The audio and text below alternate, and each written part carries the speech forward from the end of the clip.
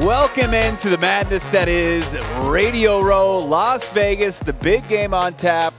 It's Bo Brock. It's Saul Bookman, Mac Perkins, Damon Dog, the whole All-City Network crew. We're rolling deep, and man, we are filled by Bounty paper towels, buffalo wings. It's unbelievable. I was telling everybody, like, I used to be a little frugal as far as the paper towels go when I go to the grocery store because it can get pretty pricey. Oh, yeah, for sure. But I'm now forever loyal to Bounty and what they've done for us at this Radio Row. Definitely a different kind of bounty gate now for us, for sure. And Max, you can go fly a kite because they're hooking us up with food and you're not. So we're going to give them all the love possible. Sorry. A certain paper towel brand that's represented by a mascot that's a lumberjack can just get out of here. I don't care for your product any longer. I am Bounty through and throughout. We got a huge show lined up for you today from Sin City. And, of course, man, it's brought to you by our friends over at Factor Meal Kits. As soon as I get home, I got some purging of this body because, as I said, I've had back-to-back days putting back buffalo wings from Bounty. I had 2 dinners last night. I'm just a disgusting person. But once I get home, I'm getting right back to Factor Meals. Going to start to, each and every day, I'm going to open up one of those healthy options. You need to do so for yourself, live from Radio Row, and it's presented by Factor Meal Kits. Head to factormeals.com/PHNX cards 50. Use PHNX cards 50 for 50% off, and do it with PHNX cards. Don't use PHNX Suns. Sorry, Saul. Don't use PHNX anything else. We're competitive. We want the most PHNX cards used in your Factor meal delivery setup. Fair enough. All Fair right? enough. I get it. I totally get it. I had a great conversation with Field Yates that you're going to hear here coming up soon. And Field, he became aware of something that you, of course, know about, and Trey McBride, that were the first McBridesmaid, and Johnny Venerable wants to front like he's the true McBridesmaid. But I think we might have our guy, ESPN Fantasy Focus host and NFL analyst Field Yates, on the McBride train, which is great to hear. Yeah, absolutely. I mean, it's hard not to be. And I think people are starting to take notice of what Trey McBride can really do at the NFL level. He did it basically all season this year. When he got those opportunities, he came through in a very big way. I think he's going to be tabbed in fantasy football next year as one of the top tight ends easily. Yeah. I'm sure Fields probably going to back that up because he's a smart guy, and smart guys know good things. He does. He certainly does. It's just, I tell Field this, and it doesn't like completely, you got to check out the full interview because he gets into Kyler and where Kyler kind of sits as far as NFL quarterbacks go. But, it's a stacked position, and it's great that the Cardinals finally have a guy at tight end. Because before, like Saul, like you've been you're Valley raised, and you were going to the games at Sun Devil Stadium. They never had good tight ends. No. Finally got a guy. Well, the last time they had a decent tight end, in my opinion, was Novacek, Jay Novacek. Yeah. And then, unfortunately, he went on to the Cowboys, and then obviously he won Super Bowls with the Cowboys. Yeah, that's short-lived. He was a legit tight end and one of the best in NFL history. And so I think Trey McBride has a tremendous opportunity to cement himself as the best tight end in Cardinals history because that list is very, very, very short. Yeah, it is. Like Freddie Jones, Zach Ertz and his cup of coffee here. And then that's just about it. If you want to, pick a fight with me and say like a Leonard Pope here and there, I don't know, you're grasping. And maybe that's what Ben Patrick. Ben Patrick, yeah. Was it Hausler? Rob Hausler. Yeah, exactly. And that's how times were tough for about 2 to 3 decades for the Arizona Cardinals at the tight end position, but any longer. We got some tasty little mock drafts, and I highly encourage you. We're going to see Johnny out here later this week. He's going to drive out through the desert in the night, for everybody out there watching that wants to see JV, he'll be with us on Thursday and Friday. But if you want some Johnny Venerable, you can check out gophnx.com. He does a full mock draft roundup and kind of goes through everybody that's dropping a mock draft, and it's on a weekly, daily basis now, and going through who the Arizona Cardinals are projected to pick with that 4th overall selection and with that 27th overall selection. And, I mean, I'm not going to – you got to check out the article, but the Cardinals at 4, the consensus is a really good player. And then as far as 27th goes, it really feels like it's a premium position, and they continue the trend that we saw from Monty Ossenfort in year 1. Absolutely. You know, they didn't call him magic fingers for nothing. We put him to work. We put those digits to work, and he finally got back to writing some stuff, which is pretty cool. And Johnny, Johnny. Okay, I thought we were talking about Monty. No, Johnny. Johnny dusted off the old computer. Blow it off, and here we go. So, listen, it's a fantastic little rundown of what's going on. I really find it interesting to see, because there's a lot of different mocks on that list, and a majority of them have Marvin Harrison, but there's also a couple mocks that have either Neighbors or Adunze going number 4 overall to the Cardinals, which I love them, and I think Rome Adunze is a fantastic wide receiver, and I would personally take him that high. I don't know how many people out there would, and so we'll see how that works out. Yeah, look, and they're not taking Rome with Marvin Harrison on the board, though. No, and that's the thing. Like, that's the conversation that we have. But, you know, we are firm in our belief that if it goes 1, 2, 3, and Marvin Harrison is there, the Arizona Cardinals are making the pick of the Ohio State wide receiver. And we're getting more and more insight as far as Marvin Harrison goes. But, you know, Matt Miller just dropped the 2-round mock draft and has the Cardinals getting Marvin Harrison Jr. out of Ohio State 4th overall. And, you know, Miller, take what you want. You know, Miller was a guy that said if Matt Barkley gets to 7th overall, the Arizona Cardinals are selecting him. So, you know, obviously he's well respected, and he's got them going Marvin Harrison Jr.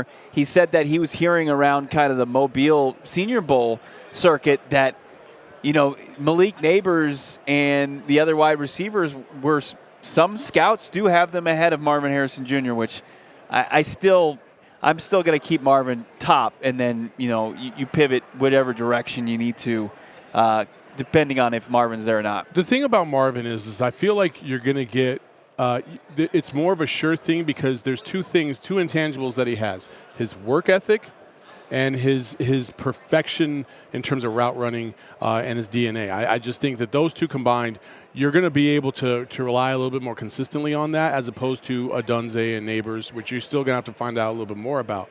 So I think that's what gives Marvin Harrison the clear edge. And he's been one of the best receivers in the country for the last 2 years. I expect it to continue. And so I feel like if you're going to talk about can't miss prospects, he's as close to one at the wide receiver position as you can possibly get. Also, I wanted to throw this little nugget out. You know, we all talk about Caleb Williams and Drake May. Matt Tice. Nate Tice. Nate Tice, I'm sorry. He was on the CHGO Bears today, and he talked about how he thinks Drake May is the better prospect, which I was blown away by. He thinks that the Bears should seriously consider taking Drake May at number 1 overall, which, okay. Yeah. Okay. I take exception with that. I think you're out of control if you're going to – I mean, that's bold for sure. And you can see Drake May, what he possesses as far as his athleticism, his size, his arm strength. But ain't no way I'm taking the risk. As somebody with so much at stake in Ryan Poles potentially and going to make that decision to take – a quarterback out of North Carolina who had 24 touchdowns, 9 picks, and kind of didn't show up against teams like Virginia in the ACC, and they say, hey, he's going to go translate, and he's going to be somebody that's going to compete with, you know, Goff and the Lions and what's going on as far as Green Bay and Jordan Love. I'll take exception to that, and I'll disagree with that respectfully. I also take exception. Mac, what is this picture that you posted? God. This what couldn't. The hell our is picture this? that you promoted the show with. Here? Give us a little love here. You know, I mean, oh my gosh. I look like I'm like Kevin James meme with my face there. I feel like I look like I'm surprised about something that's going on behind the camera. This looks like two guys exactly what we are who have done 48 hard hours in Las Vegas. And that's exactly, like, people are like, what the hell happened to these guys? Yeah, run down and used. Like, we kind of looked like Carrot Top last night. Carrot Top looks rough. My goodness. Yeah, that's all I got. I was saying, like, you could give me all the fame and fortune in the world, and I still wouldn't take it if I got to be Carrot Top. I mean, he's a funny dude. He's a funny dude. We saw him out at the NFL opening night last night, and you see on full display former Sun Devil Brandon Ayuk out there giving some love and some flowers to Burrito Express, which you love, right? And you've got Brock Purdy out there representing Gilbert Perry High School in Arizona, and there's still a lot of ties to the Valley. And then also you've got Mac there, who's like, the entire Chiefs kingdom wants to fight her. Well, yeah, this is true. Don't forget about Demetrius Flanagan Fowles, who is a U of A product too, okay? So he was out there for the 49ers. So the 49ers have heavy Arizona ties in this Super Bowl. The Kansas City Chiefs, not so much. They got one player that doesn't even play, so we won't even mention him. Yeah. I apologize for glossing over the U of A product. Oh, man. For the So listen. I tried to prevent this from happening. I went over and I talked to my guy, and I was like, hey, man, you're going to have to pull your shirt down or do something. That's why the screen was moved, and that's why Mac is off camera laughing hysterically about what is Did we catch that crack? I think we did. Oh, man. Yeah. Are we off YouTube right now? Did they pull the screen? She's crying over there. Mac, come over here. First off, Makayla Perkins was bold enough after her tweet went viral again about Patrick Mahomes and Jackson Mahomes to show her face in front of Chiefs Kingdom. And then now, because of what she did, the social media malpractice, and putting our terrible faces in this tweet. I'm sorry. What we got some audio from Mac. She's crying right now. I'm literally sobbing tears streaming down my face. Like, I'm laughing so hard. Do you guys know what just happened? Yeah. Okay, all right, cool. Saul tried to help. Saul prevented it. Hey, I tried to help a brother out, man. I know. Before the show, I literally was like, Saul, we're going to need to do something about this. Yeah. Like, I caught it first when I was setting the shot, and I thought we worked it out, but it's all good. It's okay. I'm a fixer. I'm a problem solver, and I solved a problem. You just moved the curtain. Yeah. All right. For the people just listening on the audio-only podcast, somebody's ass was like full out. Full moon. It was a full moon. It wasn't even like a half moon. It was a respectable journalist out here on Radio Row conducting interviews, but he just happened to have half of his butt exposed to the entire crowd out here, and it was on our camera. It's all good. Hey, it happens to the best of us. It happens. It's all good. Super nice guy. Yeah, totally. Mac, how'd you feel out there last night? Felt like you were in enemy territory. Yeah. You felt like you conducted yourself pretty well? I was behind the enemy lines for sure. I was half expecting like somebody, either like the Chiefs players that were walking around or the Chiefs fans in the stands, to be like, "Hey, isn't that girl from Twitter?" Time heals all wounds. Yeah, does it? For sure. And the Chiefs fans clearly have moved on and forgotten about that, because if they'd have seen that last night, I'm sure you would have got something. Oh, for sure, yeah. But listen, if you come for one of my Arizona teams, I'm going to come for you. Like, that's just the way it is. I ride or die for Arizona teams.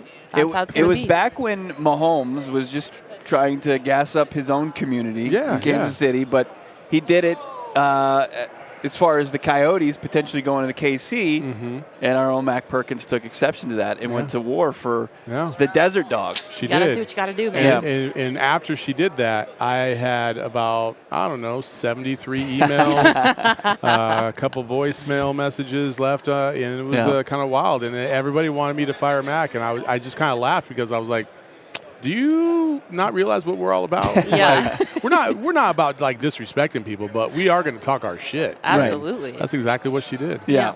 It was a frenzy though down there. It was mayhem. There was a lot of things happening on opening night. A lot of noises and attractions, and the Blue Man Group was walking around, and I was a little scared because they looked a little scary in their they're a little blue weird. skin. There was a moment where I broke off from the crew, and it was a coincidence, and Mac and everybody else from All City thought that I was like the #1 Blue Man Group fan.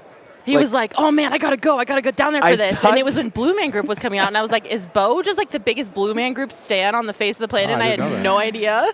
I thought the players were coming out to the event, and I'm like, I hear the music, and I had no idea what the Blue Man Group. And I'm just like, oh, there's some bassy music. That seems like it could be some entrance music. And then I look up on the screen, and then there's like the 3 fools from Blue Man Group. And I'm like, everybody's going to think I'm like, hey, I got to go. I got to see this. You're a Bluey. I'm a Bluey. I'm a Smurf. So it was a good night, though. Yeah, it was good. It's hard for me to get so invested in things like that because I just don't care about the Chiefs or the 49ers. Yeah, I do not give less of 2 shits about either of those teams. But I had a moment where I was like, man, I can see how cool this would be if the Cardinals ever got to this point. I could see how invested I would be emotionally. Even the fans were in the stands losing their minds, and it was it's a week from the Super Bowl, and the fans had showed up. The entire lower bowl of Allegiant was full of Chiefs and 49ers fans. We had Bruce Buffer do the intros for both teams when they came out, and I'm sorry, I'm a big Michael Buffer fan, and the Let's Get Ready to Rumble, that's cool, but Bruce Buffer's energy is on another level, and he gets you into that moment. And I kept thinking, I was standing right next to Ryan Koenigsberg, who's on the DMVR Broncos, and he told me, he was like, dude, if the Broncos were coming out right now, I think I'd be crying because I'd be so emotional about it. And I was like, dude, same thing. Yeah. With the Cardinals. I wish I could have been there at the Super Bowl 43 to experience just that and what it's like. And I hope there's another opportunity where the Cardinals are going to make the Super Bowl and we all get to experience that again because, I think we were all relatively young at that point and it's still through our journey here in journalism. And so I hope some we get that of us opportunity. younger than others. Yeah. I was probably what year was that? I was 29. What year was that? 09. 09. 08 to 09. I was 13. Yeah. Get out of here. I was 29. Yeah. I was a baby. We had just shown a clip from that, and Saul, you obviously been in and out of the Tucson area, and Damon grew up in the Tucson area, and I had forgotten the story, when Larry Fitzgerald was taking in at that time the go-ahead touchdown. Yeah. In Tucson, on Tucson Broadcasting. Somebody broke into the whatever affiliate it was that had the broadcast and swapped. So when Fitz hit the end zone, it swapped immediately to an adult film. Oops. So if you're a Cardinals fan, you're going nuts, and then next thing you know, you're shielding hopefully any youngster's eyes. Or if you're 10 years old watching, just trying to watch the big game with your folks. Yeah. And you're just blinded. I mean, 2 people scored that night, so. You're blinded, Damon? Is that how young Damon Dog took it? Oh, I had he said, no idea what was Dad, happening. I must shield my eyes. I can't see this. Yeah, I had no clue what was going on. Imagine how awkward it is watching with your parents, though. You're like, yeah. No. It's terrible. The questions. Oh, man. Oh, no. Daddy, what's that? Oh, jeez. Man. Oh, boy.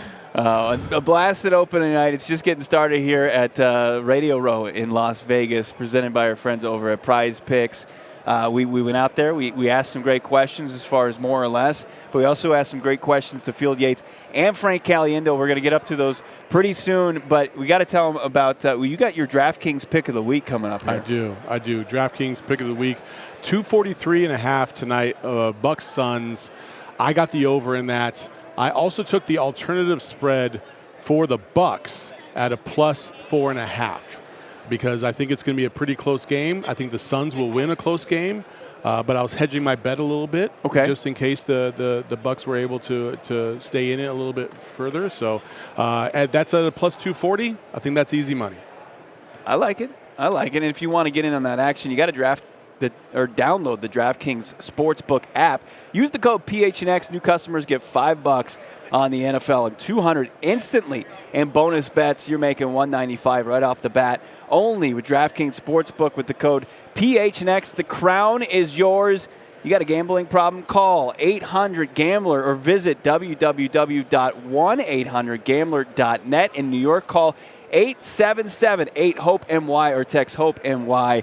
That's 467-369 in Connecticut. Help is available for problem gambling. Call 887-9777 or visit ccpg.org. Please play responsibly on behalf of the Boot Hill Casino and Resort in Kansas.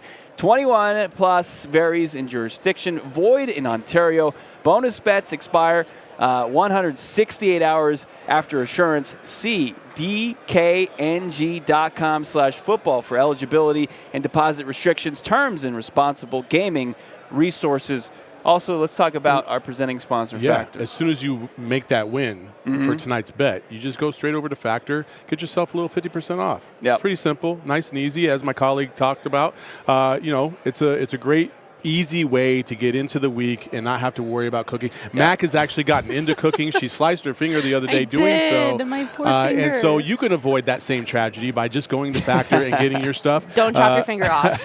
Head to factormeals.com/PHNX and use code PHNX to get 50% off of your first box and 2 free wellness shots per box while subscription is active.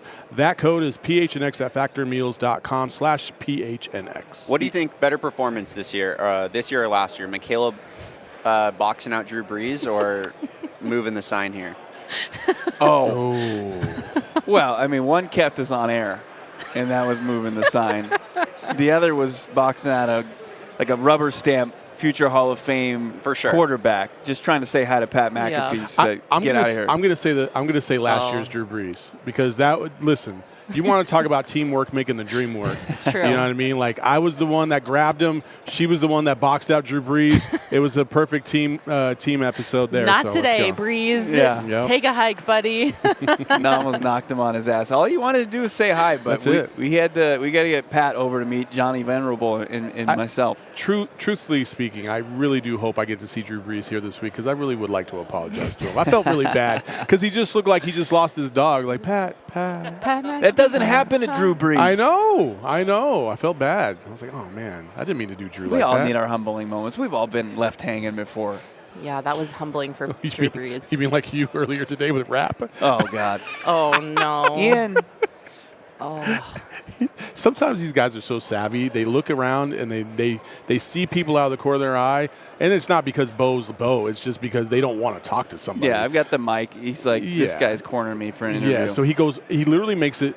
He literally goes on the backside of the wall and hugs the wall. It's like the room is only like an inch, or, like 12 inches to get through all the furniture, and he did it because he didn't want to talk to anybody. So no, it is what it is. It's like he didn't remember our flight that we had together. I know. Last week, it's like, bro, like, what do you even get on the same plane for if you're not like boys for life? We're on a puddle jumper together. Like, we are, one lightning strike from going down and being connected. There was a lot of for turbulence. eternity. Yeah. Oh, boy. How soon they forget, man. Yeah. Oh, my gosh. We had a moment. We also had a moment earlier today, Damon. I was able to catch up with Field Yates from ESPN, and we talked some Cardinals football, and I think everybody's going to be pumped to find out that Field Yates is joining a very exclusive club here with PHNX Cardinals. Here's our interview with Field. PHNX's coverage from Radio Row continues in Field Yates, of course. Fantasy Focus, ESPN. I've got my alert set on Twitter or X for Field, because that's how big you are. Well, first of all, I would refuse to call that thing X. I'm sticking with Twitter. I'm sticking with Twitter, too. I don't know why that came out of my mouth. It just seems so much more natural to call it Twitter. Like, the iPhone has not yet changed. When you start to type TWE, it keeps it as tweet. So I'm thinking that Twitter will remain forever. There are certain things that I just can't kick. Right. Arrowhead Stadium will always be Arrowhead Stadium to me, amongst other things. So that's my Twitter rant right there. Well, what's going to remain this offseason, the Arizona Cardinals are loaded, and it looks like they're poised for a big offseason. I think it's going to be fun to be Monty Austin for with the cap space, but then what you and Mel Kiper have been breaking down, which it's just, the content, I can't get enough of it as far as the mocks and then what you guys are doing before you release them. But 4-27, what are you thinking as far as that? I mean, it seems pretty simple as far as if it goes 1, 2, 3 quarterbacks, what the Cardinals' move is. I hate to say that anything could be simple in the NFL draft, because you and I both know how crazy and complicated things can get with just one pick that goes right. However, we're having this conversation on February 6th. So on February 6th, my sort of forecast and estimate is that picks 1, 2, 3 for quarterback-needy teams will be quarterbacks. That all of a sudden presses us to the Arizona Cardinals at pick number 4. And, I always tread lightly when coaches publicly declare, like, this is our guy. Obviously Kyler got a lot of support from Jonathan Gannon. And I don't know if I heard as much. Obviously Monty's not addressing the media as much as Gannon is. But Gannon made it very clear, like, he's our guy, right? There's been a lot of public Kyler support. And I think because of how the draft shook out and them having the 4th pick, like, it's hard to make a case against that because I don't think there would be a fourth quarterback that if the first 3 picks are quarterback is worth taking. So they make it really easy, right? Like Marvin Harrison Jr., obviously a tremendous prospect, fills a major need. We'll see what happens with Hollywood Brown, scheduled to be a free agent in a month and a half from right now. Beyond that, youth, you have some, you have Michael Wilson from a year ago and Rondell Moore from a couple seasons ago, but what they don't have is a guy who has the upside and the size Marvin Harrison Jr. brings. We're talking about one of the best wide receiver prospects perhaps in the past 15 or so years. Right. That sounds hyperbolic, and obviously there's been a lot of great young receivers over the past few years, Jamar Chase and Justin Jefferson and Puka Nacua this past season, but it does feel like coming into the process, coming into the league, our feeling in terms of how Marvin Harrison Jr. stacks up is close to the very top of the heap. Now, what did you see from Kyler at the end of the season? It seemed like he finally had the infrastructure offensively, and the emergence of Trey McBride was unbelievable. You coupled Trey McBride with maybe a Marvin Harrison Jr. The offensive line was playing a lot better. Fantasy focus, I know, as you said, we're sitting here in February. Where are you going to start to rank Kyler Murray next season? Is he top 5 fantasy quarterback? He could probably creep into that like top 8 conversation. With Kyler, what we saw this past year, which was surprising to me, was at least the first 2 games he was back, he had a rushing touchdown. I think it was 3 of his first 4. He ended up with a rushing touchdown. And you're thinking to yourself, a guy coming off of an ACL tear, probably less likely to be mobile than a guy who was fully healthy, which Kyler will be going into this upcoming season. But Kyler at his very best has been one of the best players, obviously, in the NFL and certainly in the fantasy football world. So I think there's a chance that Kyler will compete for that. Like I sort of look at the top as, I don't know about like impenetrable, but between Jalen Hurts, Josh Allen, who's been the highest scoring quarterback in fantasy for 3 straight years. Like it's going to be hard to dethrone him unless he decides to retire this offseason, which he won't. And then, the Lamar Jacksons, Patrick Mahomes, like it's kind of that next tier. We'll see also with like Justin Fields, Anthony Richardson, some of these guys who have comparable athletic ability to Kyler and how healthy they are coming into the year. So I think there's a real chance that Kyler is in that like 5 to 8 conversation. Last question, 27th overall. What's your philosophy on that? You've got the, do you go premium position? Like Mel had them going Tyler Guyton out of Oklahoma, and after the Senior Bowl, I feel like that guy's not even going to be there at 27. What do you think? I'd be surprised if Guyton lasts that long, but things can change so much. So it's an interesting one, right? So when you lose your starting left tackle in week 16, 17 with an ACL tear? It was DJ Humphries who I think it was 16, 17. It was late, right? Right. It was one of the final. And he's got an MCL injury, so it seems like he's probably going to be out for the most of the next season if they don't make him a cap casualty. I was going to say, and beyond that, like his contract right now suggests that he's the kind of player that is at least one to monitor over the next month and a half here. But you drafted Paris Johnson last year, who has the chance to be, I think, a very, very good left tackle in the NFL. Or you can just kind of plant him where he's been, and he can just be a high-level right tackle, which we've seen that position rise in prominence over the past few years. Guys like Penei Sewell are going to probably end up with a record-breaking deal in due time. Offensive tackle, it aligns nicely in terms of how much depth there is. There are a lot of options here in this year's draft class. Could be as many as 6, 7, 8 first-round offensive tackles. And for Arizona, because I think that they're in this really unique spot right now. First of all, flush with draft capital. 2 first-round picks alone gives you some optionality. Beyond that is, everybody wants to win. I'm not saying that a team wants to lose next year. It doesn't feel like next year is the make-or-break year for this regime or this franchise. So you can kind of, where there are other franchises, and I'm not making this just about them, but the Jets at pick 10, like they need a guy who's going to come in and start from day one. You just can't afford it, right? They want to win the Super Bowl next year. Arizona probably comfortable with a player who, even if he needs a year to develop, maybe a little red shirt action. Right, even if it's not a red shirt, even if it's like this guy's going to become a fully formed player in 2025, 2026, etc. Like you kind of have the ability to tab that type of player in the first round because it steps forward next year are going to be measured obviously by wins and losses, but also just like is the overall talent level better. The defense played its tail off for much of last year. I think the offense is going to catch up this year as well. Continuity, by the way. Absolutely. Drew Petzik might be like the third longest tenured offensive coordinator in the league right now. By the way, fun fact, Drew and I played in the same conference growing up. There aren't too many NESCAC football alums in the NFL, so he probably doesn't know who I am. You got a couple inches on Drew, too. A couple, yeah. But Drew, I think Drew's got a couple, probably, couple of tax brackets on me, and he's keeping it going. I see him at the facility, always he's in the lab working out. Can I ask you this? We always like to say, my co-host Johnny Venerable, he's a big Trey McBride guy, and I know you guys have Fantasy Focus. You got on that train early. Can you confidently say you're a McBridesmaid? First of all, first time I've heard that term. Yes, I am a McBridesmaid. Great movie, great player. What's the ceiling for him next year? And Travis Kelce maybe put some of this to bed. 80 catches, 800 yards. Ridiculous. Didn't Most see a ton of touchdowns, but in a Cardinals season, right? I mean, that position was as futile as it gets for so long, but it was finally great to see somebody break out. He'll make some real steps forward this offseason. And Travis Kelce, again, may have put this to bed because of how he surged during the playoffs. We'll see on Sunday with the Super Bowl. But it felt like the opportunity for a new tight end one to step in was maybe in place. Sam Laporta, the highest scoring tight end in all of fantasy this past year. But between Sam Laporta, George Kittle, of course Travis Kelce, Mark Andrews, Trey McBride, Hawkinson when he comes back. Hawkinson, who's, if he comes back healthy from that ACL, MCL, like that's 6. Evan Ingram set the single season record for catches by a tight end in NFL history. So there's obviously 7, 8, 9, 10 guys this year that have a real case to be a premium draft pick for you, which is that feels like speaking a different language when I say that out loud about fantasy football tight ends. I don't think I've drafted like a 5th or 6th tight end off the board that has actually worked in 15 years. I'm just glad the Cardinals have one of those guys. It's been far too long. Field Yates, must follow on Twitter, and of course Fantasy Focus. You got to check it out on a daily basis. Bo, thank you. Thanks, man. I love Field Yates, man. He's a very likable guy. Him and, we had a couple other guys that have been walking around, media guys that are like big time. Taylor Lewan, he was over here, and we had asked him to come on the show. And, man, Taylor was fantastic because he was just like, I can't do it right now because I got a lot of other commitments. And then he asked, what do I want to talk about? I said, well, Cardinals. He's like, you know what, I'll come back tomorrow.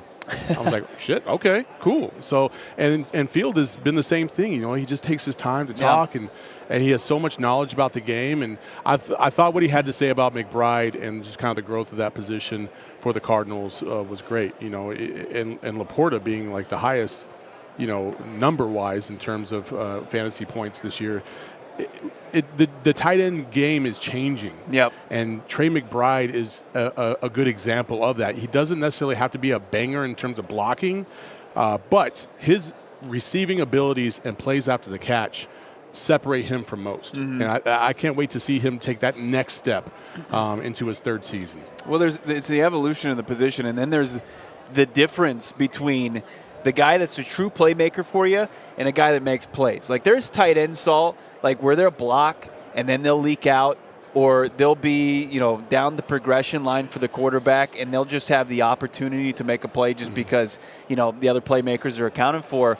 And, it's good if you have a tight end that can make a play sometimes when you put the ball in his hands. But to truly be a playmaker, like the two that are going to be on display this week, and George Kittle and Travis Kelce, and Laporta, how he came out of the gates with Detroit. Trey McBride is in the conversation with that. When he's up there and he's high-putting footballs, when he's making circus catches, and when he's getting physical, he's boxing guys out, and he's making the athletic snags, it separates him from the rest of the pack, which is – the Cardinals haven't had a guy like that, and it's like, I know it's a crowded area, but in position group, but at least you got one of the guys. And Trey McBride, 80-plus catches, 800 yards receiving, and that was really he didn't get going until week 6. The craziest thing is like sometimes you look at a guy and their size. And some guys are big dudes, but they play smaller than their actual size. Yeah. Like they just kind of shrink down and they don't use their physical abilities to the max. And then you have the opposite. And Trey McBride, measurable wise, compared to other tight ends in the league, is not as big as a lot of other tight ends. But he plays way bigger. When he's out there on the field, you forget that he's 6'1", 6'2". He's kind of a shorter tight end, whereas most tight ends are 6'3", 6'4", 6'5", because he plays bigger. He goes up and he gets the ball at the high point. He can make moves out there in the open space, and he's a strong physical runner with the ball. I love Trey McBride. I've been on the McBride train since day mother effing one. Let's go. And now we've got with us, along for the ride, joining the hype train, is Field Yates, which is fantastic. Yeah. And what do you think about the Kyler Murray conversation that we had where he had him about 8? Damon, you were there. He was a little hesitant to maybe go too high on Kyler this early, but he started throwing in some guys like Jalen Hurts and other guys where I think Kyler Murray, potentially with his arm talent, has a higher ceiling. Yeah, I agree. One of the things about the arm talent is I think technical-wise, fundamental-wise, mechanical-wise, Kyler's pretty solid compared to a lot of other guys. Like Jalen Hurts, one of the knocks on him is he has a pretty long throwing motion, and that sometimes can get in the way. And so I absolutely think that 8 is probably a good number, especially considering where he can take this offense with Drew Petzing and how they're going to develop and use the play action. We saw that this past year. That Philadelphia game was probably the first game in 2 years where I looked at Kyler and I was like, dog. Right. Fucking dog. Like, there it is. Like, and so we needed to see it too. We needed to see it. I mean, selfishly, like I think like they could have moved forward with Kyler Murray and you say, look, I understand what they're doing. I understand the skill set. It's probably just the path to, being relevant and contending again, but for a playoff spot. But at the same time, like, still haven't seen him have like a big game. Like, I want it, that just gaudy statistical game. And like, even at that halftime, I'll be honest, like for those who kept receipts, this. Like, I was like, we need to see it. Like, they were doing it between the 20s, but they were stalling out in the red zone. They had the pick 6 there. But we needed to see it, and he comes out, and he leads the Arizona Cardinals on 4 consecutive scoring drives. And you're like, okay, it finally clicked. This is what it looks like.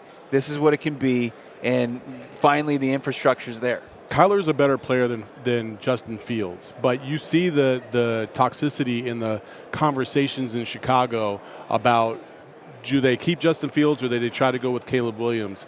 And it's because it's a real conversation that you have to have as an organization. Is this the guy that's going to take you forward? If Kyler did not have those games towards the end of the stretch, you might be sitting here thinking the same thing. Like, at least, even if you're going to keep Kyler, at least you would have to entertain that thought. Like, are we sure this is the guy? Whether you want to keep him or not is irrelevant. And I think he answered that question, without a doubt. And so you feel comfortable as a Cardinals fan and as an organization to move forward with Kyler because you see the potential, you see the opportunities. And I really just think, sometimes the best of players can get hindered by the system that they're in. And I truly feel good about the system that Kyler is in right now with this organization. I really feel like they're going to maximize his potential to the nth degree, better than anybody else would have. And I'm excited for that. Damon, you were a guy that could put up some points in fantasy football. You couldn't win football. You couldn't win fantasy games. My defense was atrocious. Yeah. Unfortunately, it's not a part of it. Maybe just bad luck losses. But, like, Kyler Murray, where are you firmly putting him as far as fantasy quarterback? I gave a little bit of a look over here when you mentioned Jalen Hurts, just because Jalen Hurts is like a 20-touchdown rushing per year kind of guy. But here's what I want to say. Jalen Hurts he benefited from the tush-push. Absolutely. That's potentially going away. Yes, that will make a big difference, I think, in his fantasy value, but I still think he's going to get you 10, 15 on the ground. And I'm not sure. Kyler's he's got the rushing ability, but Hurts I think it's a little bit more like ingrained in his game, whereas Kyler can sit there and throw, doesn't have to run necessarily in every game. I think 5 through 8, where Fields had him, was like a good, solid range. You get, Marvin Harrison Jr., Trey McBride, James Conner.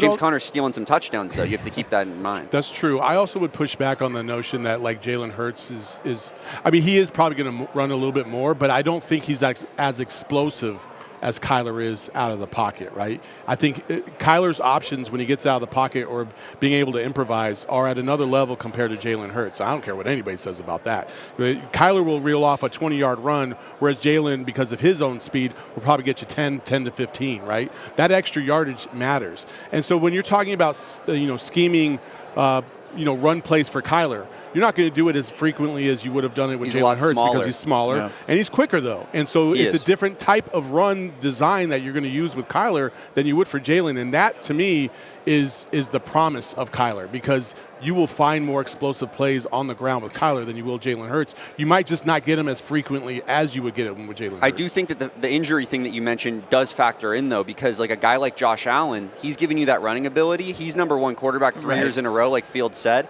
And he's never getting hurt, and he's rushing every game. Whereas, like, Kyler, if he upticks that rushing, there's a better chance that he's injured. Jalen Hurts, he was injured this year, but, like, he's durable. He's a super durable guy. Yeah. So I'm looking at it right now. So the way it finished this past season, Josh Allen, as Damon Dog pointed out, was it 3? You said 3 of the 4 years, top quarterback fantasy? Yeah, last 3. Jalen Hurts is 2. Dak Prescott is 3. Lamar Jackson, who I think is going to continue to go back up as far as a fantasy guy, he's 4. Dak probably moves down, you figure. Probably. But I don't know. He's still got CeeDee Lamb and an embarrassment of riches there. And then Jordan Love, Brock Purdy is always going to be in the conversation. Like, are you going to take him? Like, he's probably, you can probably like lock him in for close to 30 touchdown passes. I had year. him on my team, and like he was like not top 5 guy, but no like huge games, but getting you like 25 points every single game. Yeah, solid. Mahomes, C.J. Stroud, I think they're on the up. Like, it's Stroud, it's a tough position to crack, but man, Mahomes wasn't as good this year. I had him on both of my fantasy football leagues, and the reason why he was terrible as a fantasy quarterback is because he did not have those typical explosive games. He never had, a game of over 350 yards or 4 touchdowns. Everything was it was slow sledding for Mahomes all season long. It was really hard work to squeeze every little blood, drop of blood out of the stone this year for Mahomes. So, but the talent is always there. The opportunity to be able to drop 5 touchdowns in a game is always going to be there with Mahomes, and that's the promise of somebody like that. Yeah. Getting away more from the fantasy conversation and the conversation that we've had with a lot of people out here, and we'll continue to have it as far as the offseason that the Cardinals are poised to have. And, the cap space, over $40 million, you can easily get to 50, and then maybe even higher than that with some roster maneuvering and some cap casualties potentially. They're going to have enough money to spend to find and fill some holes from free agency on the defensive line, as Johnny Venerable has sourced. That's where they're going to spend their money first on the defensive front, and then you've got all that draft capital. But I think people are excited to see year 2 of Monty Ossenfort, JG, and what they're going to do this offseason. Like, continuing off of Johnny's story here on GoPHNX.com, like, you look at this, and like it's 4th overall. They're getting Marvin Harrison Jr. pretty consistently. Like, Keith Sanchez from the Draft Network has a Malik Neighbors here, and I think that was based off of Marvin going before that. I think he had a trade where the Bears were picking 2nd, and they take Marvin Harrison Jr. So he's getting a little crafty from the Draft Network. Yeah, but also Keith Sanchez went to LSU, so he's a little biased there. But I see, I think Johnny's got close to 10 mock drafts here, and 9 of them they're getting Marvin Harrison Jr. So right now, the MHJ train, it's full steam ahead to the desert, which you love it. It's 310 to Glendale. You need it. You got to have it. We got to have it. Listen, outside of Kyler, we don't have any superstars on this team. I mean, you can make a case for Buddha, of course. He was in the Pro Bowl, but even Buddha, by his standards, had a down year compared to what he used to do. And so, Kyler he's the magnet. You need somebody else that's going to be equally as magnetic as him, and I think that MHJ is definitely going to be that dude.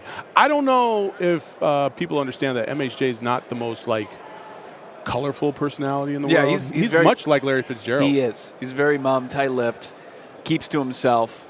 Just does his work. It's something that from our business, where we love great sound bites from players and stuff, I'm willing to make that sacrifice for the playmaking that you're going to get from Maserati Marv. Someone mentioned in the comments earlier, like, that you've mentioned before, don't get married to prospects, but this is just a different situation. Yeah. Like, I'm all in, and if I'll be a broken I'm a soldier shell on of leave myself. right now. I'm proposing right now. It might be too early in the game. I'm about to ship out. I'm like, let's get married. I feel you guys. I love you guys. Already got a Camaro. But listen, I love you, my wife. But as you're in a relationship, you always are wondering what are your other prospects. Oh, man. You know what I mean? What are we doing here? so I'm looking at Roma Dunze. I'm not sold on just listen, if somebody else swoops in and takes Marvin Harrison Jr., then I have no choice. Yeah. I have to realize what's going on. Much like when you're dating, some other dude might just sweep in and take your girl. Then what are you going to do? You're just going to sit there and be like, damn, I really wanted that. Now I don't know what to do. No, you got to move on. I'm going to be a shell of myself for a week at least. That was a bad analogy, people. I'm so sorry. Here's a little less treacherous analogy is you got your backup schools, right? You got your heart set on going to U of A, and maybe you don't have a 1.6 and can't cut it there. I found my Marvin Harrison Jr., just so you all know. Just so you all know. You did. I did. You did. Listen up, Scottsdale Community College. Yeah. You got your fallback school, but that's not it. You got some solid schools. It's not the JUCOs. There's nothing wrong with going to be an artichoke. Look, okay? I'm a fighting artichoke. I'm proud. I'm very proud of it. As far as the fallback school, I think it ain't to JUCOs. Like Malik Neighbors and Rome Odunze, like they're big time players. You're going and you're going to live the full college experience. You're just not getting into the Harvard. Malik Neighbors I'm trying to think of a good comparable for Malik Neighbors that kind of gives me a feel of. I just feel like he's going to be a good but not great receiver. Nah, I disagree. He plays with such speed. He's so explosive. I mean, and I think you talk about, Trey McBride playing big. I think Malik Neighbors plays bigger than his, 6'1" frame. Okay. All right. I mean, Jamar Chase is not fair because Jamar Chase is one of one in the league. I think he's similar size. I think he can be somewhere along the lines of Jamar Chase, Jalen Waddle. And that's good enough for me. Wow. You think he's going to be that good? I mean, no, in that realm. Yeah. I think he can approach Waddle like rookie status. Wow. Damon, you know Jalen Waddle's game very well. Yeah, I mean, like a quicker, kind of more slender build of a guy. Waddle had 100 catches his rookie year. Yep. The output for me, from what I feel like Malik Neighbors is going to give you, is much like Steve Breston. Oh, come on. Like, Breston had 1,000-yard receiving, but still. Yeah, he's going to have flashes, but he's not going to be like that constant threat all the time. I think he's a guy that you just feed. I think really? he's going to be a wide receiver one in this league, and that's exciting. And then, I just don't. Look, Rome is great too. Like, what's not to like about a 6'3" guy who's going to be probably sub 4'4" at the NFL Combine? I love Rome Odunze. That's why I don't. If we don't get MHJ and we ended up getting him, I would be ecstatic. I would feel like we got somebody just as good. To be honest with you, I think Rome Odunze, at the end of the day, will give you higher highs than Marvin Harrison Jr. But I think Marvin Harrison Jr. will be consistently higher than Rome Odunze, if that makes sense. So, what it sounds like? Fitz. Yeah. It sounds like Fitz. Yeah. Other receivers, Randy Moss had a phenomenal high, right? But Fitz was great the entire time. He was consistent as can be. And I think that's what you would get with Rome Odunze versus Marvin Harrison Jr. Oh, it's like, I got John Navarre throwing me the football. I got Carson Palmer. I got Kurt Warner. Yeah. I'm going to make plays. It doesn't matter. Max Hall, I don't care. Yeah. I don't care what ham sandwich you got me throwing the football or you got me a good quarterback. I'm going to go out there and make plays. And I think it's a lunch pail mentality, but it's from somebody who's set up to be a superstar. And I think that's what the appeal is of Maserati Marv. But even like we accidentally got into a good conversation about the receivers after that. We got to get into a conversation as far as the pick that the Cardinals have after that, and Johnny's got it broken down here as far as that. And we're going to get to our guy Frank Caliendo. But NASCAR's back. They were in L.A. last week. Talking about speed. Yeah, that's right. They were back in L.A. I think they were at the Coliseum. Daytona's coming up, biggest race of the year. And then, of course, you got another huge race twice a year. But start with at the PIR at Phoenix Raceway. It's going to go down. You don't want to miss the Shriners Children's 500 at Phoenix Raceway, March 8th through 10th. Promised to be a weekend of good vibes, of course, because we partner with them, and it just matches our vibes, and their vibes match ours. The whole family. Take out the whole family. Get there. Get great tickets. See the renovated Phoenix Raceway. Go watch NASCAR. It's a fantastic fantastic day out at the track. Get your tickets now. PhoenixRaceway.com. You don't even know who's going to be walking by here on Radio Row. Like Randy Couture, former UFC heavyweight champion, just walked by. He's right over here. Just the most random people that we've seen. You don't have to be random in your wallet, though. You can go ahead and buy yourself or get yourself a nice little Arizona Cardinals DFCU card. There you go. That's it. Go to DFCU with Desert Financial Credit Union and hook yourself up with one of the most beautiful cards you could possibly find. Show your team spirit and open a free checking account online, and you will get an Arizona Cardinals Visa debit card. Go to desertfinancial.com/Cardinals to get started. Who doesn't like to show off their card? I mean, listen, you use a card every day, all the time. It's a conversation starter, especially in a town like Vegas, and you're throwing that, you're paying your tab, and you throw out your Cardinals card, and you're like, oh, Phoenix? Absolutely. Yeah. Absolutely. You can't go wrong. Who do you like in the draft for the Cardinals? Marvin Harrison Jr., next question. 27th overall, who do you like? Looking at it right now, we heard from Field Yates. He talked about it.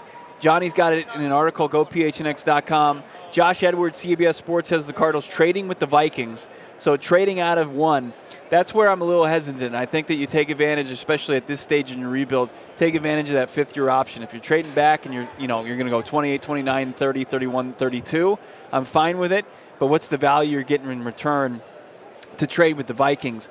Then you've got a 2-rounder from Matt Miller. So he's got him going Marv.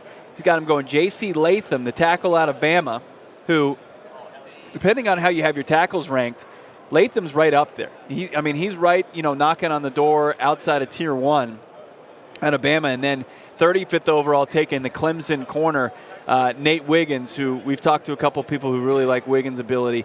Lance Zierlein had a strange one. This is more your flavor. He's got Roma Dunze, 4th overall. Jackson Powers Johnson, the center out of Oregon, who was Sign me up. You like that? 27th overall, versatile interior offensive lineman. We've got Trevor Sikkema, who's just right down the row here. He's got a Marv, Nate Wiggins, Graham Barton, the versatile offensive lineman from Duke. That's right. He's a Dookie. We got 33rd team saying Marv, Braylon Trice, the Valley native, who went to Washington. The edge there, Kamari Lasser out of Georgia, 35th overall. You got Malik Neighbors from Sanchez, Tavondre Sweat from defensive tackle from Texas, and beef there at 27. You're shaking your head. I would take Byron Murphy before I take Sweat. Yeah, I'm not taking Sweat in the first round. Yeah. I see another Trice at 27, another Trice at 27, Tyler Guyton at 27 from Mel Kiper. Jordan Morgan, according to Bucky Brooks, still staying there at 27, despite Johnny Venerable slamming his laptop closed and saying he has baby T-Rex arms. Johnny is he's so finicky with these numbers, and they can persuade him either way. Yeah. Well, a little finicky with the numbers. Heard it was a death sentence for Jordan Morgan and Johnny Venerable. Like the fact that he was an inch and an eighth off of what the prototypical tackle has as far as unacceptable. It's unacceptable. He will not stand for such ideas. So I hate measurables. I do. They do mean something. They do mean something, but at the end of the day, I think game tape means more. Mm-hmm. I just do. Like when I watch a guy play, does he have those intangibles? That's not something that you can measure. Can he get after it? Does he play with heart?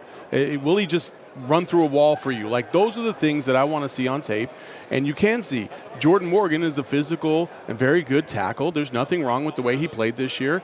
That's why he's rated in the first round. Yeah, okay, the measurables might not be ideal, but you can always get over that if you have the right type of player. Yeah, look, he reminds me of a more talented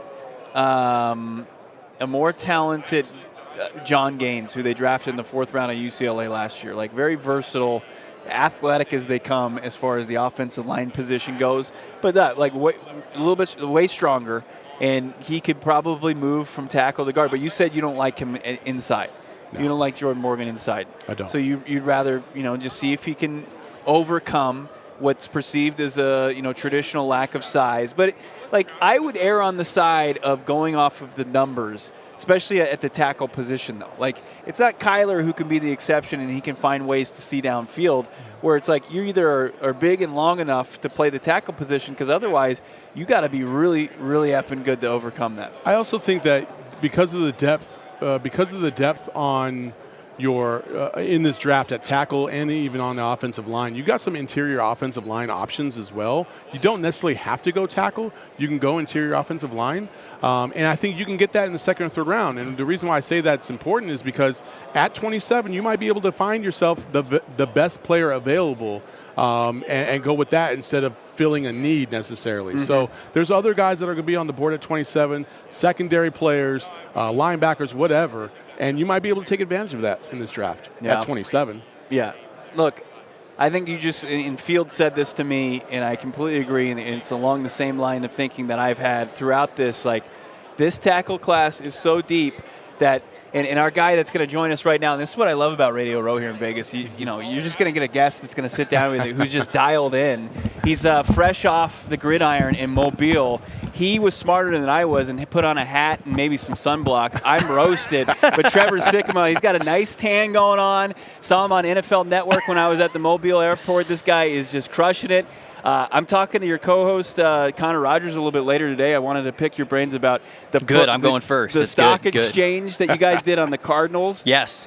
What was when you deep dived the Cardinals, and before we get into your insight from Mobile, when you deep dived with Connor, what was the thing that kind of surprised you the most in your studies? Well, so when we go through that exercise, we not only want to do so from an NFL draft perspective, because we end every Fix Your Franchise episode with a team-centric 3-round mock draft, but we want to set things up before then, right? Because a lot of people talk about we like this player, but if it doesn't fit really like where the team is going or what the team is doing, then that can sometimes be a deal breaker. And so when we get into the Cardinals, what I love about them is I did not think that this team was very good on paper going into the season, and they outplayed their expectations in a big way. And so now I think the lens that you view the Cardinals is very different than what it was to start the year, because I think a lot of people looked at that and were like, man, all right, where's the talent? Yeah, like where's the talent? Right. But it's like, all right, 2, 3, 4 year rebuild here, two maybe at best. And now we're in the situation where instead you look at the roster and you go, a lot of good young pieces. Mm-hmm. Like now this obviously looks very different. You know, you got 2 first-round picks. I know they were hoping one of those first-round picks was going to be a little bit higher than it ended up being. CJ Stroud. But, you know, they still have those 2 first-round picks. They have a lot of flexibility. Really love what I saw from Monty Austinford last year and how he was very calm and how he navigated his first draft in charge. And so He was a killer. what surprised me was it's just, you know, you look at this roster, and everybody I think going into the season on paper thought this is one of the worst rosters in the NFL. We got a mock draft simulator over at PFF, and we had the Cardinals with the first 2 picks, 1 and 2. We were like, all right, this team's not going to be good, and the Texans aren't going to be good, and both of them ended up being better than we expected. So that, to me, is what surprised me the most, is some of those older contracts as well. You can get off of those a little bit. You can continue that youth movement, get some new guys in there, and I just what surprised me is that flexibility and youth movement that they have in Arizona is going really strong. Do you give the credit more to Monty Austinford and able to? And this was not even. I mean, he got the job basically this time of year. A couple weeks change, right?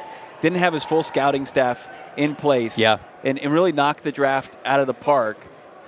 Or Monty or Jonathan Gannon, his ability to coach these guys up, and they really leaned on playing rookies. They had 13 players active on the roster that were first-year players. Yeah, I mean, it takes 2 to tango. Like, it takes 2 to change a franchise. It really does. You have to have good continuity with the general manager and the head coach. But I look at what Jonathan Gannon was able to do with what was given to him, and I think Monty did a good job giving him maybe higher quality ingredients than he thought that he was going to get in year 1. But he was the chef, right? He was the one out there who was baking the cake, if you will, making the meal. And early parts of the season, like I'll just let you guys in on it. I'm in a survivor pool, and I picked against the Cardinals multiple times, and they burned me. Yeah. They ended up getting that win against Dallas, and I picked Dallas in this game. I was like, oh, there's no way. And I think that is a funny way to kind of encapsulate how hard Jonathan Gannon had that group playing, especially with out Kyler Murray. You know, like you've just got unknowns at quarterback. I think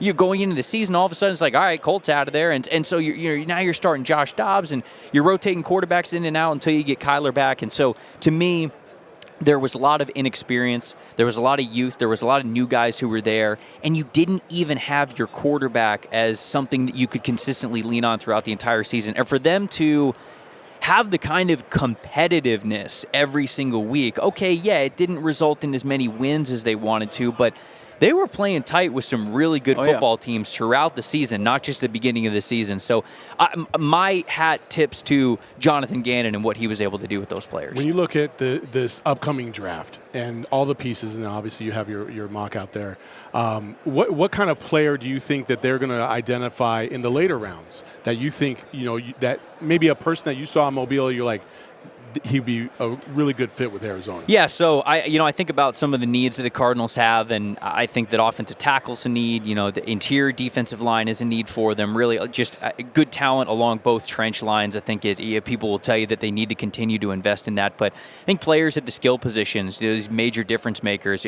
I'm sure y'all talk a lot to Marvin Harrison Jr. and Malik Neighbors. Wait, who? And Ramon. Right. His name again? Right. So Should I write it down? Son of a former Hall of Famer. In case you lived under a rock, Maserati Scotty Marv as he goes by from Gus Johnson. But anyway, so I know that you guys talk a lot about a difference maker in the passing game. But when I think about day 2 attack strategy, I would love to see them get another really good quality corner. So if you talk about a guy who I've watched over the last couple of weeks in the Senior Bowl, Jarvis Brownlee Jr., somebody who from Louisville, he was a transfer over from Florida State. That dude might have been the biggest riser of anybody in Mobile. I mean, he had 3 reps in a row consecutively in one-on-ones, which one-on-ones very skewed to the offensive side of things. Wide receivers are supposed to win DB wide receiver one-on-ones. DB doesn't have any help. He's got no inside help. He's got no help over the top, and he doesn't know where the route is. Jarvis Brownlee Jr. had 3 reps in a row against all different shapes and sizes of receivers that he not only had tight enough coverage to run the route for these guys, but he gave himself to have an interception as well. And just that type of confidence to be dropped into a brand new environment, brand new teammates, brand new coaches, to just go out there and say, nah, I'm still the best. I mean, that to me speaks volumes of the type of corner that you want on your team and somebody that can produce as a rookie. So I like Garrett Williams a lot. I really do. I thought the injuries, if he didn't have the injuries coming out of college, I think he would have been drafted even a little bit better. So I like that selection. I do like Keitrell Clark as a potential starter. Another Louisville guy. At the nickel, and a feisty dude, man. And so I'd love to see them. Jarvis Brownlee Jr., he's just kind of a name as day 2. Keep an eye out for him. I think that he could be a good starter at the NFL level. It makes sense, Trevor Sikkema, Pro Football Focus. It makes sense. Obviously, Gannon dips into his alma mater, and Keitrell Clark gets that competitive guy who can be a depth guy probably down the road. I don't know about starting outside corner, but Brownlee, when you looked up at the screen in Mobile, they had I think it's the Zebra Technologies just trackers, and Brownlee had covered the most ground at anybody. You saw that he was the one that was working the hardest out there, and I think that's probably where the Cardinals will have to go, because Quinyon Mitchell was unbelievable last week. Yes. And I think to the detriment of teams late in the first round, because I don't think it's a possibility any longer. Where do you have him now as far as your defensive backs? Yeah, so Arizona's, what are they picking, 26, 27? 27. So I think that we certainly would have seen Quinyon Mitchell's name in mock drafts for the Cardinals in the first round at pick 27. But I agree with you, man. I don't think he gets there. Yeah. Quinyon's tape over the last 2 years has been fantastic. Cornerback out of Toledo. He's got good size to him. Track speed. Poor Brandon Rice. He was picking on him last week. Dude, I mean, you go back to his background as well.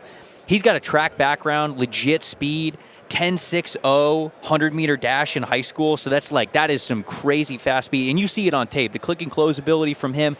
The question mark with him is Toledo didn't really put him in press coverage very much. They only kept him in off coverage. So it was okay, why? Is this just the scheme that you have as a team, or are you protecting him from something? Does he not like getting his hands on guys? Does he not like being physical? Does he not like playing with his back to the ball? Those are all things that you have to think about.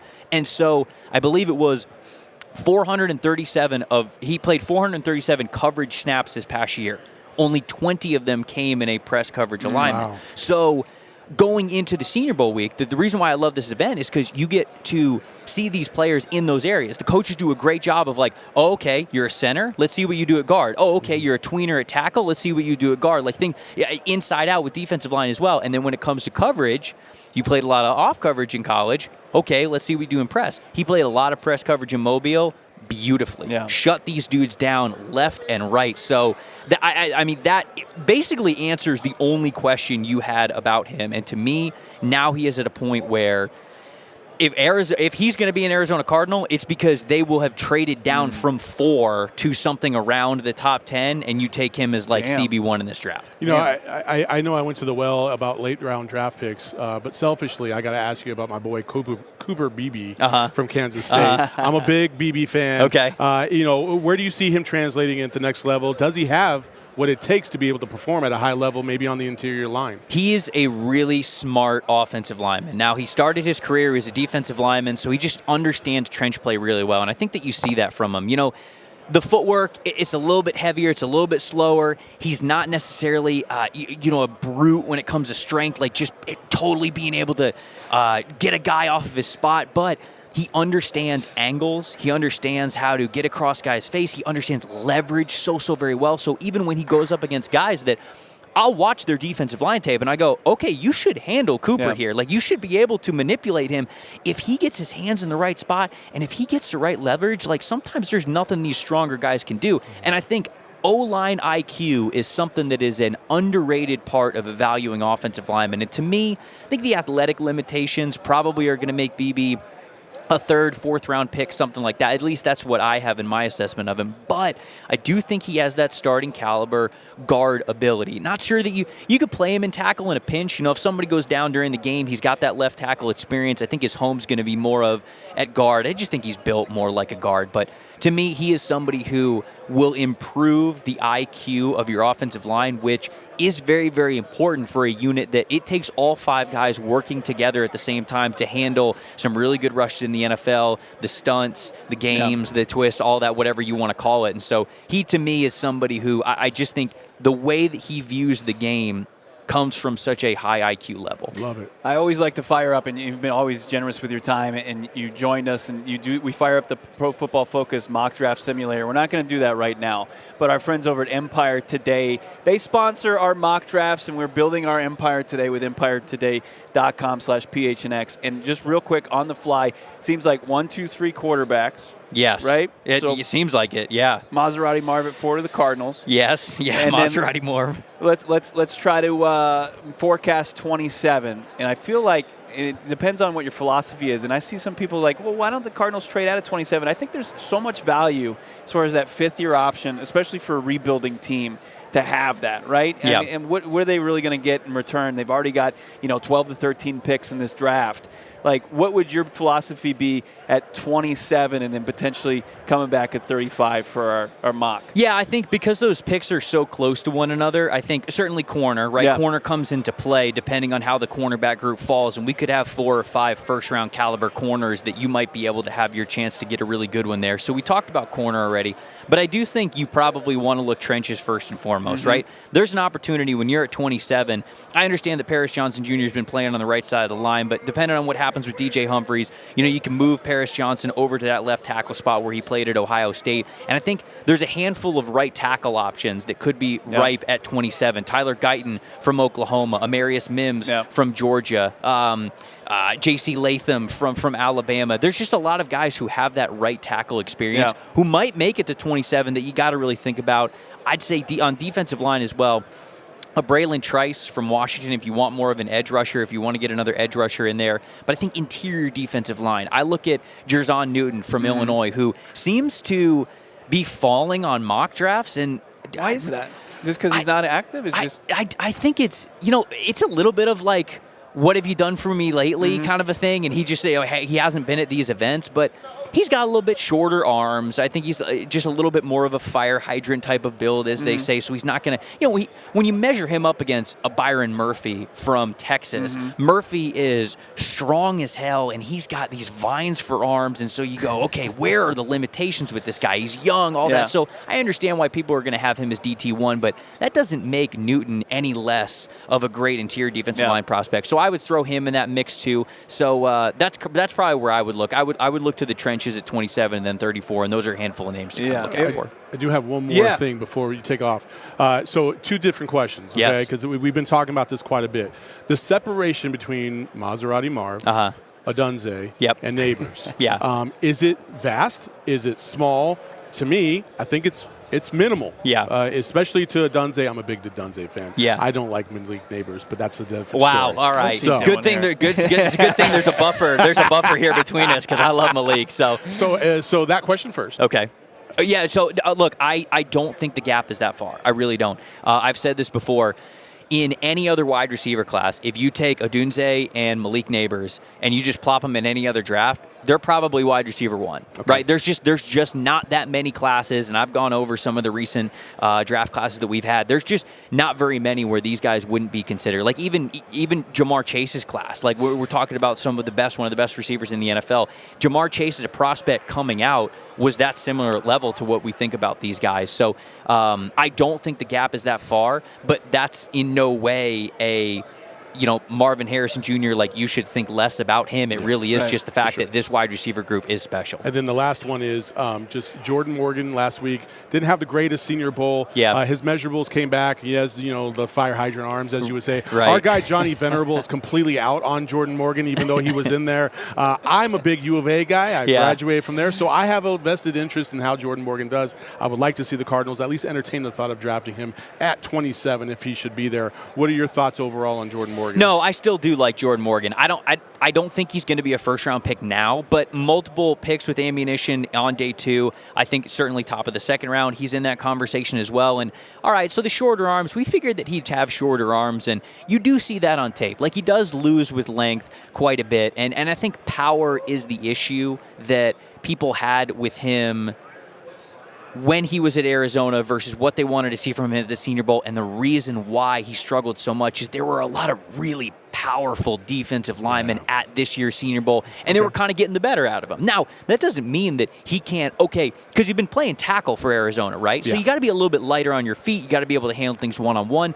If he fully committed to guard at the next level, which I think would be a good home for him, you're probably strength training a little bit different. You're probably playing it a little bit different of a weight. You're probably getting a little bit stronger anyways. Then you've got the quick footwork to go along with it because you've already played tackle, and the arm length's not that big of an issue, as big of an issue, I should say, for when you move into guard. So I do think that he is a really good football player. I don't think a poor Senior Bowl just totally erases some really good tape. And I think he's a warrior, man. Tore his ACL in November of 2022, comes back and plays this season. I mean, like, there's something to that. This dude clearly loves ball, wants to be out there, and wanted to put his best foot forward to show NFL teams that he was healthy and that he could be a starting caliber offensive lineman. So not sure he's going to still get that first round buzz after what we saw in Mobile, but he's still a good football player. He's a and I dog. think he could be a starter. He's an absolute dog. That's how they build him in Tucson. There you go. Did you have any thoughts on any of the other U of A guys that were out at in Mobile? So Cowing is the one that I really liked a lot going into the week, and then he kind of struggled a little bit early on. He had a couple of drops early on where I was like, damn, you got to haul those in. I mean, just from like the sheer size, it's like people will knock you for anything when you are that low on the percentile chart when it comes to height and weight. But you turn on his tape, and I mean, just no matter where he's been in college football, he has been a separation machine. And as we've seen so many times recently, I think Tank Dell is the example that everybody loves to go to now, but like there are players all around the league. You don't have like small players that are excellent separators. That's what it's about, right? The wide receiver play is about what? Getting open, catching the football. If you can do both those things really well, I think you're going to find a place in today's game. Absolutely. Trevor Sikkema loves ball, and you got to follow him on Twitter at Tampa Bay Trey. Make sure you're reading his work, Pro Football Focus. The NFL Stock Exchange episode with you and Connor. It's over an hour. It's all about your Arizona Cardinals. The opener. It's fantastic. Poor Rondell Moore taking a couple ricochet shots. Oh, did he? Oh, no. But running cardio basically. Oh, yeah. We got to get my guy the ball. Like, I loved Rondell when he was coming out of the draft, and I think that Arizona's a good spot for him. We just got, he's out here doing like Peloton classes, man. Like, we got to throw my guy the football. Come on. It's a must watch. What do you got coming up content wise that people need to seek out? Yeah, a lot of stuff. Everything over at PFF.com. Anybody out there who wants to run their own mock drafts, I know you guys do a lot of that here on this show. You can do so over at PFF.com. We got a sale going on right now. If you want the full unlocked mock draft simulator, 30 MDS, you can get 30% off on that. And then, like you said, after your listeners listen to this wonderful show, if they want to come hang out with Connor and I on the NFL Stock Exchange channel, that's where you can find us. It's essential listening for Cards fans. Trev, always great, man. Appreciate it, brother. Thanks, bud. Yep. Appreciate it. Good to see you guys. Trevor Sikkema, PFF.com, having a blast out here. Dude's a wealth of knowledge as far as that NFL draft. That was tremendous. It is. Dude, I got goosebumps, man. I got hyped off of that. I feel so bad because he's sick. Like, next thing you know, you just knocked out 20 minutes. It's like, this guy's got places to be. And we're just like, well, what do you think about, Michael Wiley out of Arizona, University of Arizona? And he's like, he had to ask the question, though. What do you think about projected undrafted free agent Michael Wiley? Yeah, that was fantastic. I'm about to, usher Trev off the set graciously, and then I hear Damon's like, I got to get one in. Yeah. I got to get one in. I wanted to know if what he saw from Jacob Cowing was what I saw from Jacob Cowing, which is, he was by far the smallest receiver I thought I saw out there. He was getting separation, and he just wasn't finishing plays. And I didn't experience that at U of A watching him all these years. He was a playmaker, but he was dropping some passes out there in Mobile, and I thought it was a little interesting. Yeah, I think Jacob Cowing would be a great fit later on in the rounds, like maybe 5, 6, 7, probably 6th or 7th round. But a nice little slot receiver, and the Cardinals would definitely take a look at him at that point. But Look, there's still a lot to be determined between now, the combine, and also their pro days. If you add a wideout that's 6'3", 6'4" with the 4th overall pick, I think your size issues at the position immediately go away. Like, you've got Michael Wilson on the roster, and they could add somebody in free agency. But for the most part, like, you can stand to add. This isn't Steve Keim adding the bulk of the majority of your wide receivers are 5'7", 5'8", 5'9". That's no longer the case. So you have to you can talk about that. I know it's tough this day and age post Steve Keim to think about wide receivers, off-ball linebackers. But look, the healing has begun, my friends. So it's in a way better spot. And Jacob Cowing, like, he shouldn't have to be a victim of the poor work that Steve Keim did before. Are we getting Chris right now? We got Chris right now. Chris Sims from NBC Sports, Pro Football Talk, is going to sit down here with us in just a second after Trevor Sikkema. This is where things start. You get on a heater. This is like Saul at the blackjack table the other night, where you just start to get on a heater as far as guests go. And as far as the insight that's about to be dropped here, make sure you hit that like button. You subscribe to PHNX Sports here on YouTube. Our guy buttoned up, always wearing the top button, looking so well. I've told you this before. I don't think I can be a top button guy. I can't. You can. Of course you can. You just got to have the guts to do it. Yeah. You can. I mean, I took a lot of flack at first from a lot of people. I got it like both ways. Some people were like, man, it's really cool you have a look and you're doing that. I had some nerdy white bosses at NBC, though, that were like, well, you won't button your button. And I was like, the day I listen to you about fashion will be never, so shut up. And no, this is what I wear it, so shut up. Don't tell me how to dress. You know what's unbelievable is we see you out here on Radio Row, and you're a mainstay out here, and you're a rock star out here. We love the insight that you give, especially as a quarterback position. But my co-host here, Saul Bookman, gave me some insight on when you guys first met. So you got to tell Chris the first time you laid eyes on him. Out at the Senior Bowl. Yeah. When you were there with Kliff Kingsbury, Seneca Wallace, and all those guys. That crew. We had a good little class there for sure. Good guys. That was an interesting week. And I do remember, I mean, when I see him every year, I'm always like, we go way back. But yeah, those are the good old days. They're long gone now. Long time ago, yeah. So we're out from the desert, right? And we see Kliff. I mean, what a offseason that man's been through. Obviously working with Caleb Williams, and then talking to Vegas, talking to Chicago at one point, talking to Philly at one point. He lands in Washington, and I don't want to be the bearer of bad news, but from what we saw for 4 years in the desert, like, I just didn't see the innovative playmaker that sometimes he's made out to be. What do you think the fit? How do you think the fit is in DC for Kliff? I mean, I don't love it. I'm underwhelmed, right? I am. I'm underwhelmed by everything they've done. I mean, Dan Quinn, and I think your questions that you bring up about Kliff Kingsbury are very real and fair. Mm-hmm. We're not trying to be jerks. Right. I mean, Great guy. saw, right. Yeah. But there's a little bit of a cap or a plateau in the offense every year because there's lack of evolving imagination, versatility in the offense, right? So I would always, on my podcast or with Florio on PFT, would always be like, hey, it's week 9. Everybody's caught on to what Kliff Kingsbury and everybody are doing. It's not that complicated, right? So they're all over it. What's going to be the next move? And then, of course, you guys would kind of fall apart down the stretch and then not get in the playoffs and do all that. I'm shocked, right? I really am. I can't even believe it. I know he's been with all these great quarterbacks, right? Damn. I mean, but they don't ever win with any of them. Okay, that would be one thing I'll throw out there. And I know these quarterbacks like him because he's their buddy, right? Kliff is an awesome dude. And I'm saying some things here that I know are a little tough and controversial or whatever else. I get it. He probably won't like it if he heard it. I like a lot about Kliff. I know he knows how to relate to players and do all that. But at the same time, what I want to tell like Caleb Williams or any other one out there going, like, your buddy as your head coach is not a recipe to be Tom Brady or Patrick Mahomes. That's not what happens. Think about every great quarterback in time. I mean, Terry Bradshaw, he couldn't even get his coach to like him. Like, he won 4 Super Bowls, and the coach was still like, you're a jerk. I mean, Bill Walsh benched Joe Montana in '88 for Steve Young for a few games, and then he came back in, and then there was always that, right? I mean, Jimmy Johnson was never cool with Troy Aikman. Right. He made it tough on him. Belichick and Brady, right? So that, to me, is the other thing where I see him get hired. Like, oh, he's so good with the quarterbacks, and I'm going to be like, I get it, but I want the guy to be the coach. Shanahan's not like, hey, Brock Purdy, let's go have some beers and hang out and chill, bro. That's just not the way the world works.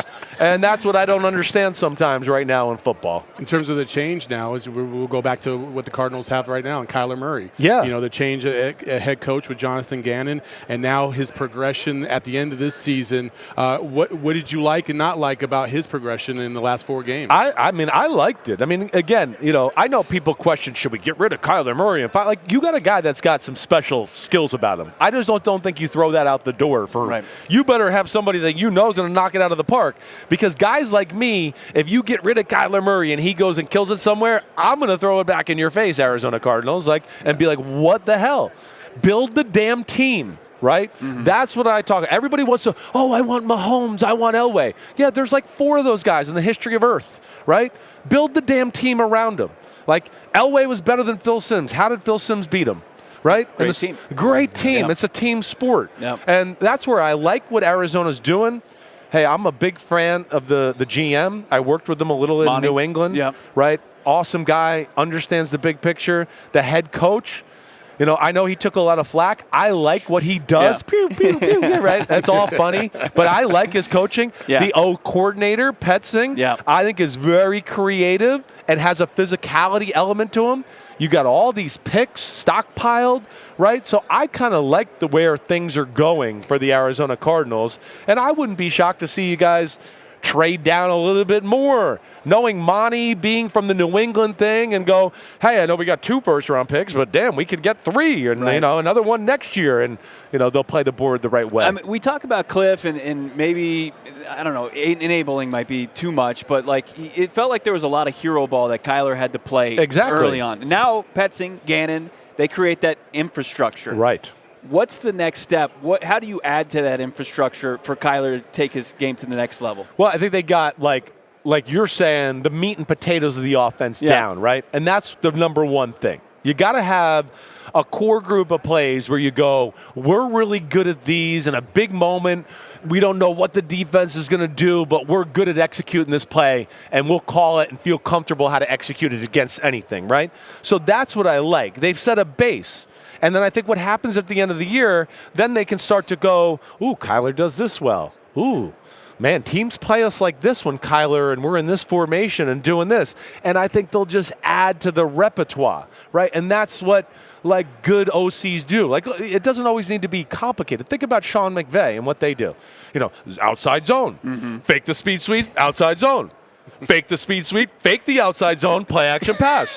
Fake the speed sweep, fake the play action pass, throw a screen back to the running back. It's like 7 plays that he just packages really well together to keep you off balance, has checks and balances and all that.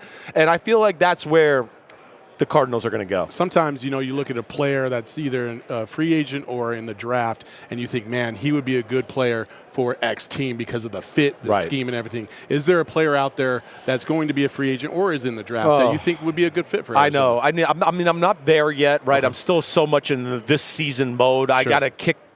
My world flips over next week because NBC will literally be like, so tell us who's the number 1 quarterback in the draft. And I'll be like, can I have 4 days before I can, like, make a grandiose assessment on the whole draft here, right? So I know that's where my life's going. You know, I think bottom line, like, just to dive into it, I look at, like, probably need another shutdown corner, need another pass rusher for sure, if not 2, maybe 1 in free agency, 1 in the draft, right? I think that's where I look at it. Maybe another offensive lineman to go in the group.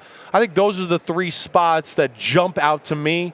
You know, the receivers, I think, are sneaky under the radar good. I love the Stanford kid. Wilson, I love him. Okay. Yeah. I think if he wasn't hurt in college, he would have been a first-round pick. He just was hurt for like 2 out of his 3 years. And a receiver is probably another guy in the repertoire there because Hollywood Brown's a free agent, right? They've got 3 guys under contract. It's Mike Wilson, it's Rondell Moore, right, and then Zach Pascal, who's more of a special teamer. Right. fourth They need overall, another guy. there's a guy at Columbus who's pretty good. You're right. That would wanna- make a lot of sense. No doubt about it. Let me ask you this. You always are great with your quarterback rankings. Where would you put Kyler Murray now? You've always been real kind to Kyler. I think you've had him as high as 7, I think maybe. I had 7 the highest. Yeah. Right. Where would you put him now? And maybe who's a quarterback that would surprise everybody else that you would put him ahead of? Well, I look at it. I think he's, of course, top half of the league still, right? And that to me is where Kyler's gotten exposed is maybe playing style of football at some points that wasn't conducive to helping Kyler. Oh, we're going to be in the shotgun. We're going to drop back every play, and you know where we're going to be. And now the pocket's going to collapse, and I'm going to look small in the pocket, right? Like, that's not the way the game should be for him all the time, right? And I think that's where the ball has been dropped a little bit, and we don't even get to see, like, the full scope of his talents because he's over, shotgun, we're going to spread the field, and we're just going to let our athletes do it. Like, get the hell out of here. Like, there's got to be more than that to the game, right? Okay? Like, you're seeing the 49ers, like, they never get in the spread. They're like, 2 tight end, 2 running backs, right? Motions everywhere. So I got off track there. I love it, though. Has the potential, though, certainly top 6, 7, that kind of guy. I think right now, though, probably like right around 12, If somebody was dangerous enough to give you the keys to a franchise, though, and they said, you pit him against a guy that's high up your rankings that you would take Kyler over. Is there like anybody like a Jalen Hurts or anybody that you would say, I got to think real hard about this? Well, that'd be one of them for sure. Yeah, I don't think like, you heard me talk yesterday. Yeah. Jalen Hurts I respect a lot about Jalen Hurts, but I think Jalen Hurts is also like the most overrated player in football. All right, that's me. I know I'm wrong. I take a lot of crap about that comment, but he plays quarterback for a team that's an all-star team. Yeah. They have the best O-line in football. It's not even close, right? They got maybe the best duos at receiver in all of football. Right? I just think if you put some other quarterbacks in Philly, you put Kyler Murray there, you'd go, damn, Kyler's amazing. Is he the MVP of football? And I think we lose sight of all of that a little bit. Again, it gets into the quarterback team thing where right now we're all about the quarterback. And, he'd be one of those guys that I certainly would go, hey, when Kyler's on his game, he is every bit in the class of Jalen Hurts, in my opinion. You talked a lot about mechanics yesterday when we were over here, and I was blown away by that. When you look at Kyler's mechanics, obviously a smaller guy's got to get a lot of heat on that ball to get it deep. He's had trouble with the deep ball in the last year and a half. What do you think about Kyler's mechanics, and where can he improve at maybe? He does a lot of good things. He's a natural thrower, right? I mean, he's one of those guys that I think can pick up any object and we go, damn, that was a good throw, right? Doesn't matter, baseball, whatever, skipping rocks on a lake, whatever, he could do that. Where I look at him, because the Sims family's very into quarterback technique and stuff. My dad and my brother work with a lot of big-time quarterbacks and do this kind of stuff. He lets his arm get too long at times, and I think it's his baseball background, right? And you can have a longer motion. Like Mahomes sometimes has a longer motion, but if you ever notice, and people need to be watching this a little bit, Mahomes never lets this angle in his arm break. So even when he's sidearm, it's still like this. It never gets straight, right? People whose arm gets straight are like Tim Tebow, and you go, well, I don't know why he can't control the ball. And I want to be like, because you're not supposed to throw a football like that. Like, he's like a windmill. That doesn't work. Kyler does let his arm get a little long at times. He's super talented and has a great hand, and he gets away with it. But I do think it's hard to replicate that motion all the time and be a machine. To where I would go, if I could work with Kyler, who I got a lot of respect for and really like as a guy too, I would go, just tighten it up a little. If you tighten it up a little bit, it'll give you more control. And honestly, you think because it's longer, I can get more power, you'll have more power with the tighter motion.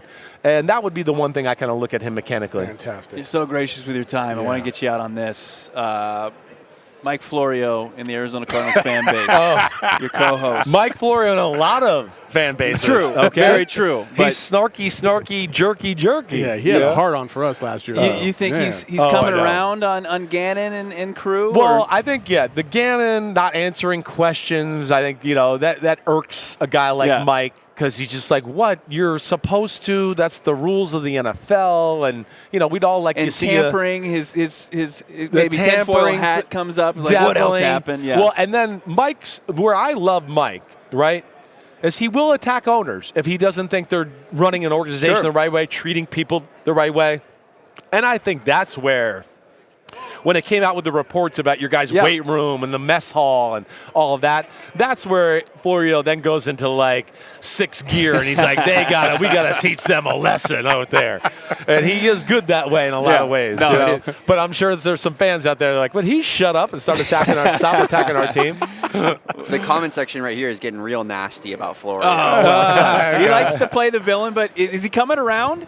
I think so. Okay. I think he is. I mean, he hears me all year going, hey, this Petsing, hey, Gannon and his defense. Mm-hmm. And then you can't deny the way the team played, being undermanned, games you're supposed to lose, you kept it close, beating Philly late in the year. I mean, there's some things there that even if he wanted to be snarky, he went, oh, damn, it looks good. Like to get off McCoy, a Texas guy like yourself, right. Like, great career, but like Dobbs gave them a better opportunity, and people saw that like, oh, that's an egregious, tank job right there. I know. He's always and it's looking. Not just Mike. No, a lot of people, and that's again, we're in the conspiracy world, and everything's a setup now, and it's just it never ends, right? So he can be a little bit a part of that as well. And I don't, sometimes. It's easy to second guess. He was ready to give Dobbs a $150 million contract after the second game in Minnesota because he's a Vikings fan, right? Oh, okay. And I was like, Mike, there's a reason he's been on like 8 teams in 2 years. This is all going to come back to earth. Like, settle down a little bit. That's unreal. That's unbelievable. You do great work. We love it. I watch it on a daily basis. Thanks a lot, guys. TFT Live, NBC Sports. Chris Sims, so gracious with time.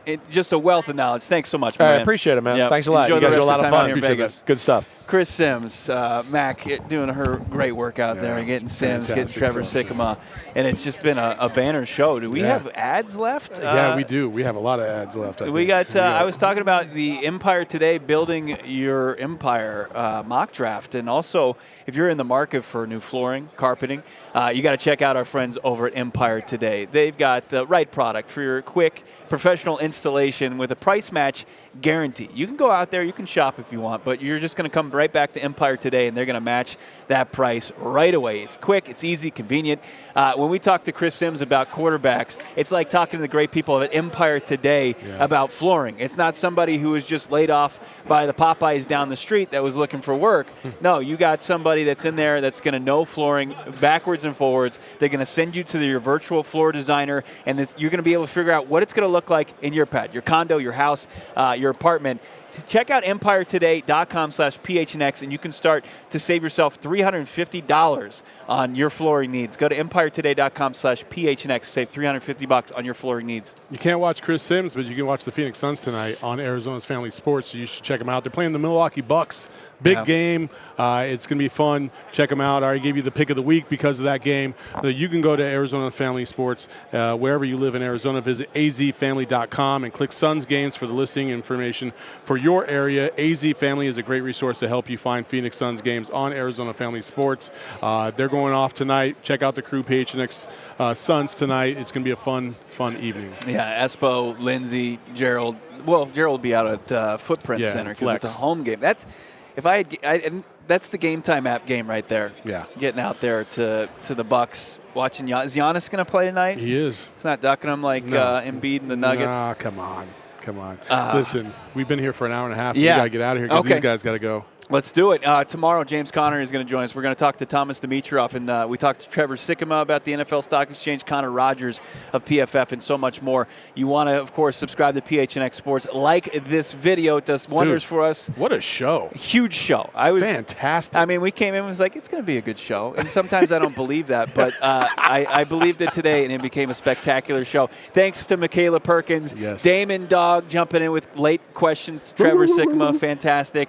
And Saul getting in. We're finding out about Jordan Morgan. Suck on that, Johnny Venerable. He's still a top, prospect, offensive line prospect. We're going to get out of here. We'll talk to you tomorrow here on PHNX Cardinals. We all silly like the mayor.